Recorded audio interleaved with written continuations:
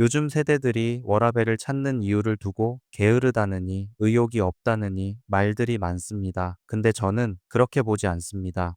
요즘 한국의 젊은 세대가 워라밸을 찾는 이유는 가치관이 갑자기 바뀌어서도 아니고 노력을 싫어해서도 아닙니다. 성과에 대한 인센티브가 평균적으로 너무 박하기 때문입니다. 열심히 하면 삶이 바뀐다는 믿음이 지금 구조에서는 잘 작동하지 않습니다. 압도적인 결과를 내면 인생이 달라질 거라는 확신이 없기 때문입니다. 열심히 해도 보상은 비슷하고 성과는 누군가 가져가거나 시스템 자체가 개인의 기여를 또렷하게 인정하지 않도록 설계돼 있는 경우가 많습니다. 심지어 성과를 냈는데도 보상이 제대로 작동하지 않았던 경험을 몇 번씩 겪은 사람도 많습니다.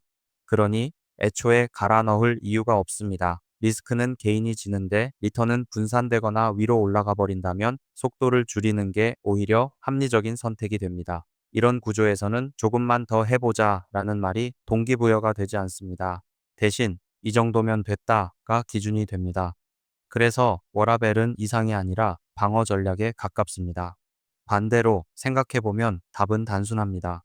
성과가 명확하게 보상으로 이어지고 결과를 낸 사람이 실제로 가져간다는 신호가 분명한 구조에서는 시키지 않아도 사람들은 알아서 움직입니다. 시장과 보상이 직접 연결되는 순간 사람의 태도는 즉시 바뀝니다. 사람들은 원래 노력합니다. 노력이 의미를 가질 때만요. 이 지점에서 제 이야기를 조금 해보겠습니다. 저는 중소기업에 다니고 있습니다. 현재 실수령 월급은 250만 원 정도이고 이 상태로 수년째 거의 동결돼 있습니다. 열심히 해도 보상이 크게 달라지지 않는 구조라는 걸 일하면서 점점 체감하게 됐습니다. 그래서 저는 회사에 인생을 전부 걸지 않기로 했습니다. 대신 구조가 보상을 해주는 곳으로 시간과 돈을 조용히 옮기기 시작했습니다. 그게 바로 투자였습니다. 투자는 성과와 보상이 상대적으로 명확한 영역입니다. 잘 되면 내 계좌에 숫자로 찍히고 못 되면 그 책임도 온전히 제가 집니다. 물론 투자가 쉽다고 말하고 싶은 건 아닙니다. 절대 쉽지 않습니다. 하지만 적어도 이만큼 했는데 이만큼 돌아왔다 라는 관계는 분명합니다. 그래서 저는 회사에서는 속도를 조절하고 투자에서는 시스템을 만들었습니다. 지금 제 투자 전략은 아주 단순합니다. 연금저축펀드에서는 S&P 500에 매달 50만 원씩 자동으로 들어가게 해놨습니다. 이 돈은 있다고 생각하지도 않습니다. 그리고 미래를 위해 IRP에도 매달 25만 원씩 넣고 있습니다.